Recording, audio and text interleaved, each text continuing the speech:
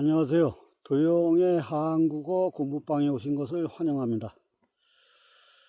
오늘도 질 들레주의 사상을 자료로 올리니까 잘 읽어보시고요. 그 중에서 몇 가지만 간단히 제가 읽어보겠습니다. 이웃한 것이 무엇인가에 따라 달라지는 사물을 양태라고 한다. 모두 어떤 이웃과 접속하는가에 따라 다르게 되는 것으로 파악한다. 욕망이 힘의 질을 결정하며 신체에 특정한 질적 속성을 부여한다. 하나의 사물에서 다른 신체로 변형되기 위해선 그렇게 변형되려는 의지가 있어야 하고 또한 그에 필요한 강밀도의 변화가 수반되어야 한다. 양태는 이미 그 자체로 하나의 촉발이요 변형이다. 기억은 대기와 대립되는 것이다.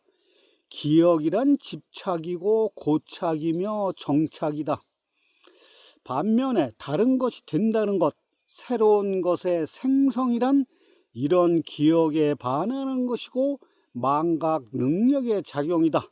그러니 기억된 것을 새로운 배치로 탈영토화시키고 변형시켜야 한다. 기억은 삶을 위해 참조될 자원이 될 수 있고 그것이 탈영토화될 때야 비로소 기억된 사실의 이용이 가능하다. 어떤 것도 결코 단독으로 탈영토화되지는 못하며 항상 적어도 두 항이 존재한다. 그리고 두 항의 각각은 상대항 위에 재영토화된다. 탈영토화는 언제나 이중적이다. 즉 대기 속에서 이 두 항은 서로 교환되지 않으며 동일화되지도 않는다. 양자는 비대칭적인 블록 속으로 이끌려 들어간다. 이 블록 속에서 하나의 항은 다른 항 못지않게 변화하면서 이웃지대를 구축한다. 여기서 이제 탈영토화가 아주 중요한 개념인데요. 주체성을 가지게 되는 거예요. 이게 이제 기존에 있는 관습이라든지 뭐 규범이라든지 평균이라든지 이런 거에 귀속되지 말라는 얘기예요. 어려운 거 아니에요. 자, 오늘은 거짓말 시리즈 제47탄이 되겠습니다. 과학의 관점에서 본 영혼의 허구성. 이 영혼의 문제도 뭐 수도 없이 제가 말씀드렸죠. 절대계예요. 절대계인데 오늘은 이제 과학의 관점에서 한번 살펴볼게요. 고대인들은 그 영혼을 심장에 있다고 믿었어요. 그래가지고 인신공양, 뭐 인신제사 고대인들 할 때는 살아있는 그 사람의 심장을 꺼내잖아요. 심장을 꺼내가지고 그거를 하늘에다 제사 지냈잖아요. 그만큼 영혼이 심장에 있다고 믿었거든. 응? 근데 근대에 들어와서 사람들은 이 오감의 기관들이 이 머리, 이 두뇌 주변에 다 분포되어 있잖아요. 눈, 귀, 코, 입, 이게 다 요 얼굴 근처에 있기 때문에 영혼은 뇌에 있다. 이렇게 생각을 했어. 결국 그렇게 믿었어요. 근대 사람들은 전부 다. 그러니까 이게 이제 시대적인 산물이에요. 이거 영혼이라는 것도 진짜 있는 게 아니라. 근데 현대 과학자들은 뭐라 그러냐면 영혼은 뇌의 착각이다 그래. 영혼은 뇌의 착각이다. 응? 또 그런 영화도 있잖아. 21g이라는 영화. 숀 페인이 주연한 미국 영화인데 21g이 뭐냐면 영혼의 무게래. 이게 맥두걸 실험도 했었는데 그러니까 사람이 죽기 전에 그 몸무게를 재고 죽은 다음에 몸무게를 재니까 21g 차이가 나더라. 그래서 그게 영혼의 무게다 막 그래. 웃기는 얘기지만은 또 서울대학교에서도 실험했어요. 옛날에 제가 이것도 말씀드렸잖아요. 제사상 실험을 했는데 제사상에 차린 음식들 보면은 나중에 제사 지내고 보니까 21g이 없더라, 이게. 어? 근데 또 이 반론이 있어. 그건 수분이 증발해서 그렇게 무게가 줄어든 거지. 영혼이 와가지고 그거를 흠양한 게 아니다. 어? 별의별 게 다 있어. 어? 파인만 같은 경우에는 인간의 몸은 원자로 이루어져 있는데, 어? 원자가 인간의 몸의 10의 28승이거든. 이거는 우주에 있는 모든 별들, 어마어마한 별들 다 합친 숫자보다 더 많아요. 인간의 몸의 원자 숫자가. 근데 몸은 원자로 이루어졌는데 몸 어디에 이게 영혼이 있냐야. 어디에 본성이 있고 어디에 의식이 있고 뭐 영혼이 어디에 있냐야. 영혼이 존재할 틈이 없다는 얘기지. 자, 과학의 관점으로 본 영혼의 허구성에 대해서 자세히 검토해 보겠습니다. 첫 번째, 과학의 관점에서 나라는 거지. 자아의 물리적 토대의 허구성. 이건 이게 뇌의 기능적 산물이라고 그러는데, 현대 뇌과학은 우리가 영혼이라고 부리는 의식이라든지 기억이라든지 인격이라든지 이런 것들은 사실은 뇌의 뉴런 활동과 화학 작용의 결과라고 그럽니다. 과학자들은. 왜냐하면 뇌의 특정 부위가 손상되면은 성격이라든지 도덕적 가치관까지 변한다는 사실은 독립적인 영혼의 존재를 부정하는 근거가 된다고 그럽니다. 그렇죠. 잘 생각해 보세요. 그 다음에 에너지 보존의 법칙이 있어. 이건 뭐 우리가 이제 다 상식적으로 아는 얘기지만, 이건 뭐냐면 물리적 세계와 상호작용하기 위해서는 에너지가 필요하잖아요. 에너지 보존의 법칙이랬는데. 근데 질량도 없고 에너지도 없는 영혼은 비물질적인 존재잖아요. 근데 어떻게 물질적인 몸을 움직이냐 이거야, 이게. 이건 과학적으로 설명이 불가능하다는 거지. 어? 에너지 보존의 법칙에 맞지가 않는다는 얘기예요.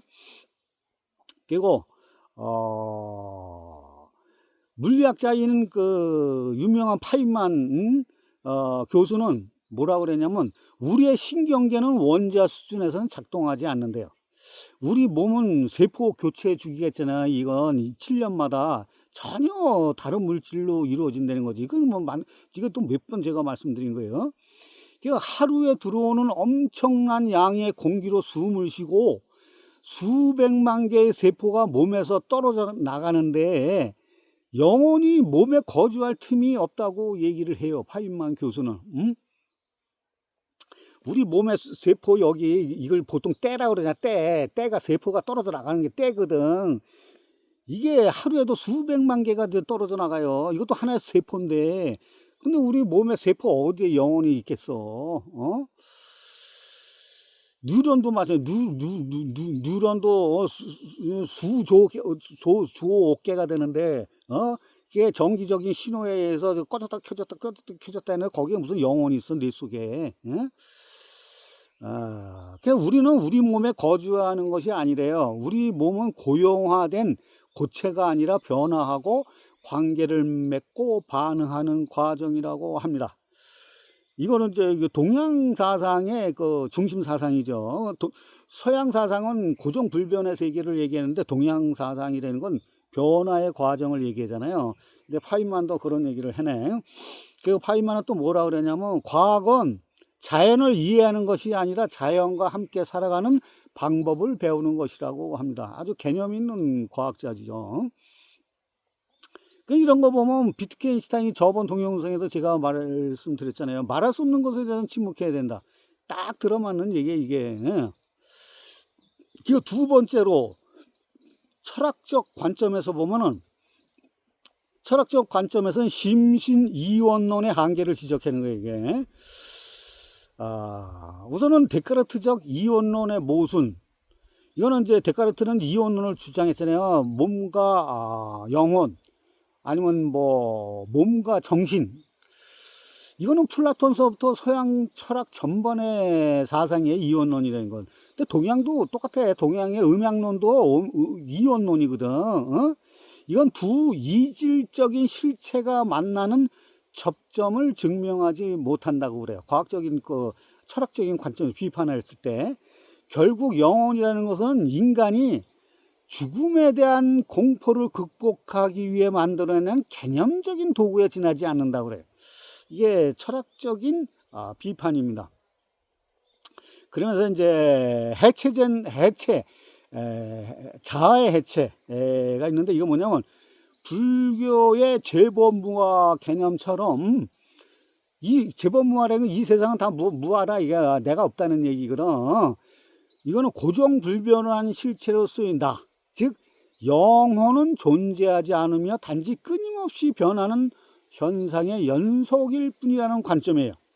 근데 무아라는 게는 내가 없다는 얘기거든. 내가 없다는 건데, 이것도 몇 번 이제 말씀드렸는데, 고정불변하는 내가 없다는 거지, 이렇게 변화하는 내가 없다는 건 아니거든요. 그건 잘 생각을 하셔야 돼요. 그리고 세 번째는 심리적, 진화적 관점에서 영혼이라는 서사의 허구성입니다. 영혼이라는 게 서사라는 거, 서사. 스토리텔링이라는 게, 서사라는 건 내러티브, 스토리텔링이라는 거거든요, 이게. 이거는 이제 생존을 위한 기제로서 인간은 패턴을 찾는데 귀신이야, 귀신. 패턴을 찾는데 아주 비슷한 것끼리 이렇게 패턴을 찾아가지고 거기서 개념을 만들어가지고 인간을 착취하는 도구로 사용했어요. 수천 년 동안에. 그게 파레이돌리아 현상이거든요. 이게 옛날에 제가 뭐 변상증, 이건 수도 없이 말씀드렸죠.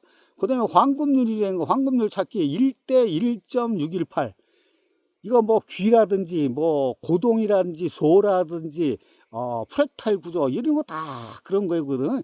이런 거를 아주 비슷한 것끼리 이게 짜맞춰가지고, 거기에 특별한 뭐 신의 권능이라든지 인간의 운명을 결정짓는 뭐라는 있는 것처럼 얘기하는 거야. 거기다 또 영혼이라는 걸 대입을 하고 별의별 지랄을 다 하는 것이 인간의 추상적인 개념을 발달시킨 문명의 원동력이라 했잖아요.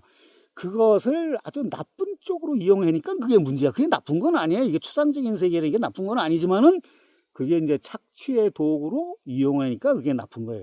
그래서 그런 걸 갖다가 경계심을 갖기 위해서 제가 자꾸만 절대계의 허구성을 자꾸만 얘기하는 거예요, 이게. 이게 존재하지도 않아. 이게 없는 걸 자꾸만 의미 부여를 하는 거야. 이런 것들은 죽음 이후의 허무를, 허탈감, 허무감, 이런 거를 견디기 위해서, 이거 사회적인 질서를 유지하기 위해서 영혼이라는 서사를 구축한 것이라고 합니다. 이건 학자들 얘기인데 저도 동의합니다. 사회적 질서라는 건 뭐냐면 이제 인과응보라든지 선이 악을 이긴다 그런 거라든지 뭐 그런 것들이에요. 그 다음에 인격의 연속성이라는 거에서, 인격의 연속성이라는 착각, 이건 착각이거든. 어제 나와 오늘의 내가 같다고 느끼는 거, 이것은 내가 만들어내는 아주 교묘한 연속성의 환상이라는 거, 이게. 그래서 이를 영혼이라는 단어로 고착시킨 것이라고 합니다. 아예 어제의 아침과 오늘의 아침은 달라요. 같을 수가 없어. 그냥 그 단어만 같은 거야. 단어만, 개념, 추상적인 그런 것만 같은 거지 달라요. 그래서 이제 그다음에 이거 뭐 죽은 후에도 작용을 한다잖아. 이제 영혼이라는 게. 그래가지고 이게 영적 착취의 도구화로까지 이어지는 거예요. 영적 착취. 영적 파리, 영혼 파리, 공포 파리, 종교 파리, 이거 다 똑같은 거야, 이게.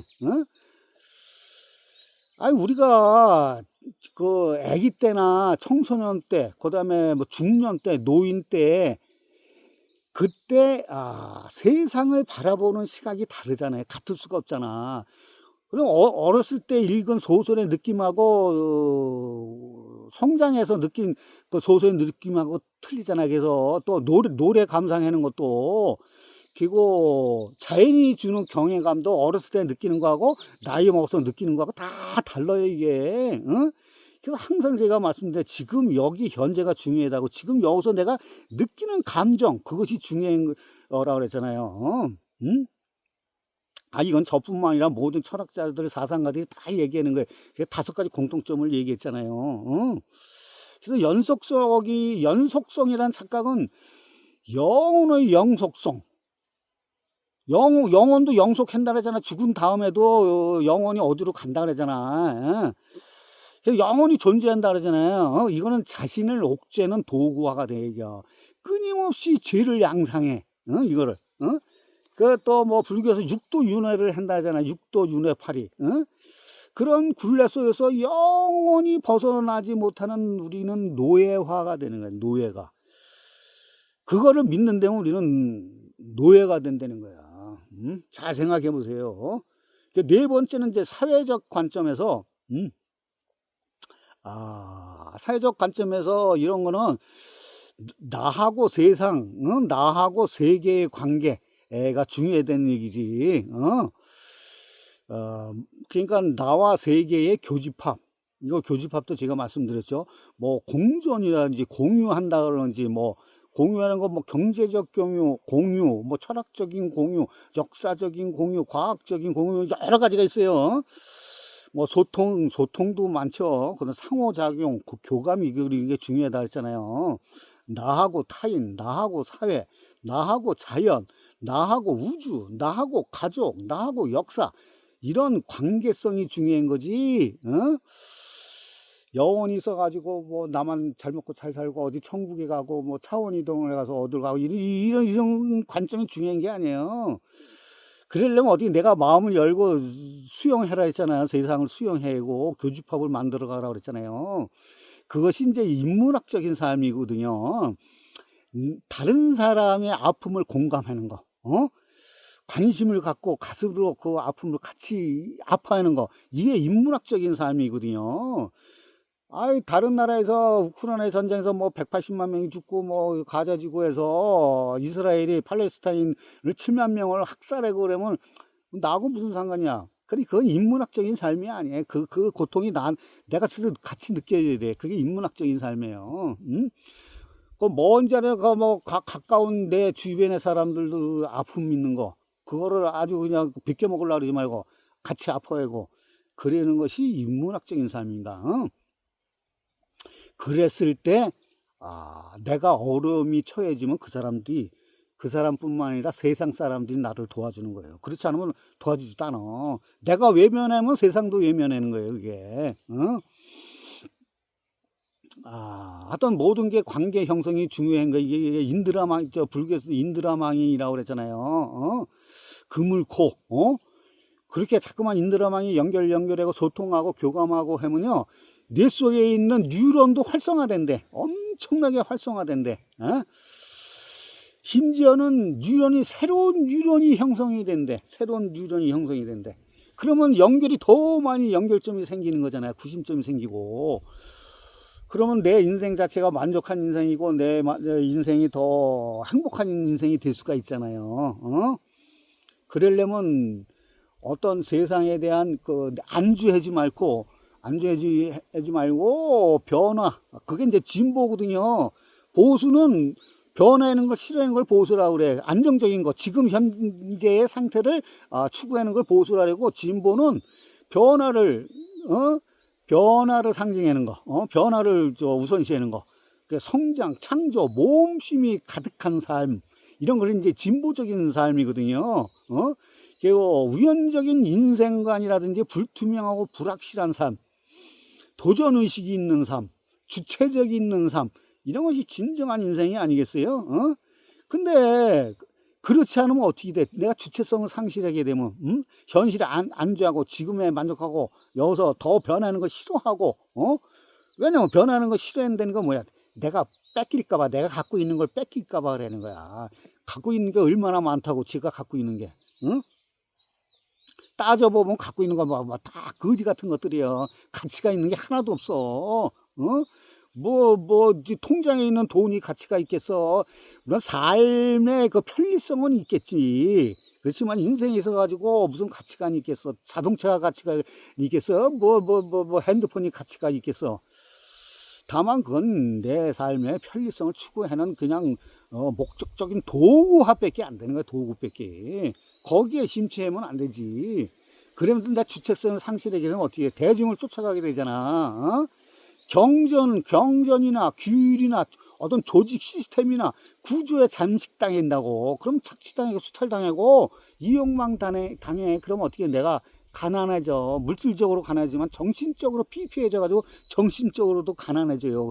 그러니까 자꾸만 영혼 같은 거 그런 데 쫓아다니고 이상한 거 종말론 쫓아다니고 막 그렇게 돼요. 그런 거 믿을 수밖에 없는 거야. 하여튼 저 영혼도 똑같아요. 영혼파리에 속지 마세요. 그럼 내가 거지가 되는 거예요. 그러면서 제가 말씀드렸죠. 가장 고통스러운 무서운 감옥. 아이씨, 이건 뭐 쓸데없는 얘기를 많이 하니까 쓸데없는 얘기는 아니지만은 시간이 금방 20분이 나갔네. 이것도 뭐 제가 항상 말씀드린 거지만 그런 건 내가 생각을 안 해서 그래요. 그 생각의 감옥.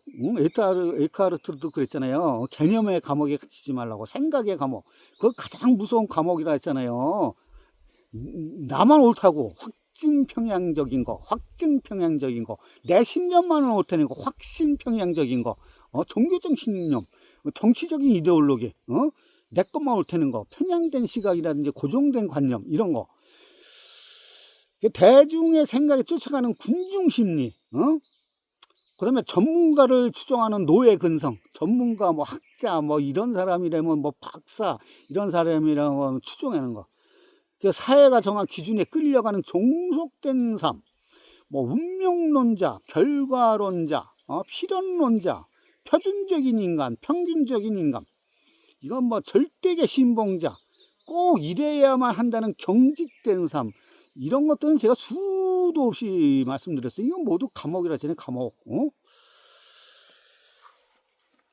계속 반복되는 얘기인지는 모르지만 잘 생각해 보시기 바랍니다. 그리고 다섯 번째, 역사적 관점에서 호모 파베르의 역설. 이건 뭐 저번에도 말씀드렸죠. 베그르송이 얘기한 건데, 도구를 만드는 인간을 호모 파베르라 하는데, 이거 역설은 뭐냐면 인간이 도구를 만들었지만 역설적으로 인간이 도구의 지배를 당하는 거, 이런 거거든요. 그러니까 돈, 뭐 자동차, 핸드폰 이런 거에 노예가 되는 거. 한 21세기 지금은 AI 시대잖아요. 인공지능 시대에. 인공지능 시대가 되니까 인간이 어떻게 돼? 생각하는 것이 점점 쇠퇴하면서 편리성을 추구하다 보니까 그냥 삶에 안주를 하게 되잖아요. 그러면 어떻게 돼? 쭉 읽어볼게요. 그렇게 되면 인간이 어떻게 되냐면 인간성이 약화된다. 인간성이 약화되고 그러니까 인문학적인 아까도 얘기했잖아요. 인문학적인 삶을 추구해야 되는데 그게 안 되는 거지. 그다음에 인간의 자율성과 창의성이 제한되고 기술에 대한 의존성이 증가되고 즐거움과 성취감이 저하되고 주체성이 약화되고 사고나 판단과 관계의 형성이 저하되고 개성이 몰락을 하고 소외와 박탈이 가속화되고 다 그러잖아요. 그게 우리 이제 검색 만능 시대에 살다 보니까 생각이 멈춘 인간들이라고 그래. 이거는 뭐 한나 아렌트가 예루살렘의 아이만에서 그랬잖아요. 생각의 무능성, 악의 평범성. 더 이상 얘기 안 드릴게요. 이게 뭐냐면 다 그 인간을 지배하는 도구화예요. 도구화. 기술의 도구화, 기술의 표준화, 사고 방식의 표준화, 핵유화, 이런 것이 다 기술의 도구화예요. 도구화. 이건 통제와 착취의 시스템이거든. 이런 것들은 권력 구조를 강화시키는 거예요. 이게 큰일 나는 거예요. 우리가 잘 생각해 봐야 돼요. 그래가지고 이제 학자들이 기술의 민주화가 필요하다고 그래. 그 극복 방안으로서. 기술의 민주화, 뭐 여러 가지 있어요. 근데 이거를 뭐 신공예 부흥운동이라고도 하는데, 수제, 핸드메이드, 내가 직접 만들어서 쓰는 거. 그걸 뭐 DIY, 뭐 메이커 스페이스 운동, 뭐 파브랩 운동, 뭐 로컬 테크 운동, 뭐 이런 거라고 부르는데, 신호모 파베르족의 영토 확장이 필요한 시대다. 뭐 학자들은 이렇게도 얘기합니다. 다른 거 없어요. 제가 저번에 말했던 5가지 공통점, 그걸 추구해야 돼. 근데 개척성이 중요해야 되는 거. 현재 지금 여기가 중요해야 되는 거, 자연과 공존해야 되는 거, 생명사상이 중요해야 되는 거, 나 자신만의 길을 만들어 가라는 거. 이거는 뭐 동서양을 막론하고 고대에서 지금까지 개념이 있는 사람들은 다 공통적으로 말하는 거예요. 어떠한 사상가가 말하더라도 요 5가지 안에 항상 한두 가지는 걸려. 그게 공통적인 거예요. 그러니까 참고적으로 인간 종의 발달 과정을 제가 잠깐 말씀드릴게요. 이건 알 필요도 없는데 그냥 참고적으로만 아세요. 뭐 호모라는 얘기가 하도 많이 나와가지고 제가 전부 다 찾아가지고 제가 정리를 한번 해봤어요. 호모 사피엔스, 이게 지혜 있는 사람. 여기서 이제 출발을 해가지고 호모 하빌리스, 이건 손재주 있는 인간을 얘기해요. 거기서도 호모 파베르, 도구를 만드는 인간. 거기서 다시 호모 루덴스, 놀이하는 인간. 이건 중요한 개념이에요. 호모 루덴스는 나중에 뭐 말씀드릴 기회가 있는지 모르겠는데, 그 다음에 호모 데우스, 신이 된 인간. 이거는 이제 근대를 넘어서 현대로 넘어오면서 이제 형성된 거죠. 그 다음에 호모 크레아투라, 창의적인 인간. 그 다음에 호모 쿨투랄리스, 문화적인 인간. 그 다음에 호모 엠파티쿠스, 공감하는 인간. 그 다음에 호모 프롬프트, 질문하는 인간. 이후에도 호모자가 붙은 게 무지 많아요. 뭐 그런 건 다 알 필요는 없지만은 이게 그 흐름을 이게 쭉 보면 물질 문명에서 정신 문명으로 이렇게 흘러가는 흐름이 조금 보일 거예요. 이게 그 문제는 나중에 또 이제 제가 말씀드릴 기회가 있을 거예요. 그 다음에 리차드 파인만의 시간이 좀 있어가지고 리차드 파인만이 얘기한 거 잠깐 말씀드릴게요. 이 사람 뭐 강의가 뭐 어마어마하게 많은데 요즘 제가 이거 많이 듣는데 좋은 얘기가 많더라고요. 예. 잠깐만 말씀드리면 우리는 모두 혼자다. 혼자. 우리는 모두 혼자다.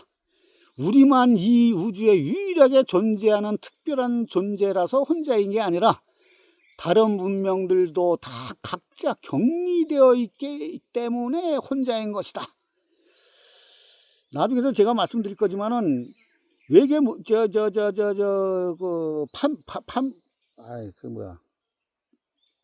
그거 딱 잊어버렸는데 외계 문명이나 우리나 서로 교류할 수가 없다는 거야. 만날 수가 없고 그 이유가 있어. 그거는 이제 뭐 거리상의 문제 있고 에너지 문제도 있고 뭐 여러 가지 문제가 있는데 그건 나중에 이제 제가 말씀드릴 기회가 있어요. 그래서 만날 수가 없대. 도저히 이거 그냥 서로 각자 사는 거야. 각자 자기의 위치에서 그러니까 혼자일 수밖에 없다 이가. 그러나 우주 곳곳에서 각각의 문명 하나하나가 그 자체로 우주에서 유일무이하고 소중하다. 외계인이 침공할 일도 없고 우리를 구원해 줄 리도 없다. 우리는 우리 힘으로 우리 문제를 해결하고 개척해야 한다. 굳이 인류가 미래를 찾겠다고 다른 별까지 기웃거릴 필요가 없다. 왜냐면 성간 여행자들이 있었다면 왜 안 왔냐야. 여태까지 어디 한 번도 온 적이 없었다 이거야. 그러니까 굳이 다른 별로 가려고 뭐 화성에 가려고 지랄하지 말라 이거야. 그래서 또 나중에 이제 말씀드릴 기회가 있을지 모르지만 파인만도 그랬어요. 화성에 어떻게 해서 갈 수는 있지만 거기선 도저히 다시 지구로 돌아올 수 있는 방법이 없다는 거예요. 그거 불가능해 되는 거지. 그것도 나중에 이제 얘기할 거예요. 그러니까 뭐 채널링이라든지 뭐 아카식 레코드라든지 뭐 차원 이동이라든지 외계 문명과의 조우 이런 데 관심 갖지 말라는 거예요. 이런 데 관심 가질 필요 없어. 영혼의 문제도 문제야. 영혼의 문제도 마찬가지야. 그런 데 관심 가질 필요가 없어요. 지금 현재 여기서 우리가 잘 먹고 잘 살면 되지. 뭐 갈 수도 없고 불가능하고 뭐 없는 것들을 자꾸만 찾으려고 그러면 우리는 이용만 당하는 거야. 이용만 당해.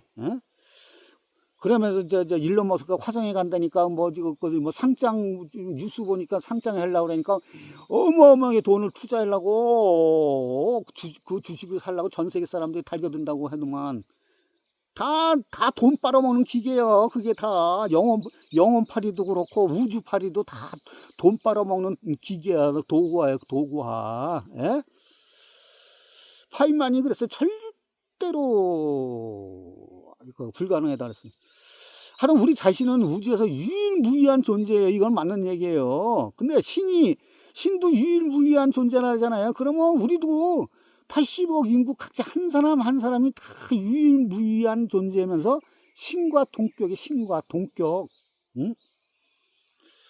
각자 만약 신이 있다면 신이 유일무이한 존재라잖아요. 저는 신이 없다 그러잖아요. 근데 그러면 우리 자신 한 사람 한 사람도 유일무이한 소중한 존재. 그냥 각자 자신만의 삶을 개척하면서 주체적으로 주인공으로 주인공이 되는 행복을 찾는 것이 최선의 길이라고 저는 생각합니다. 그거 외에 뭐 다른 거 뭐가 있어? 응? 임재선 사람 매일같이 수처작지 유척해진.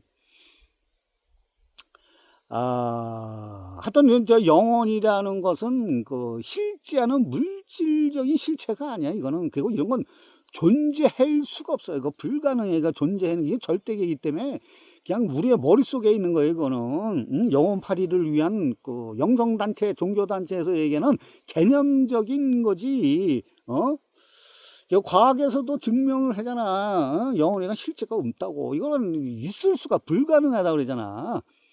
인간이 자신의 의식과 존재를 설명하기 위해 구축한 추상적인 관념이고 문화적 서사로서의 성격이 강하다. 이것이 학자들의 대체적인 견해입니다. 잘 생각해 보시기 바랍니다. 오늘은 이것으로 마치겠습니다.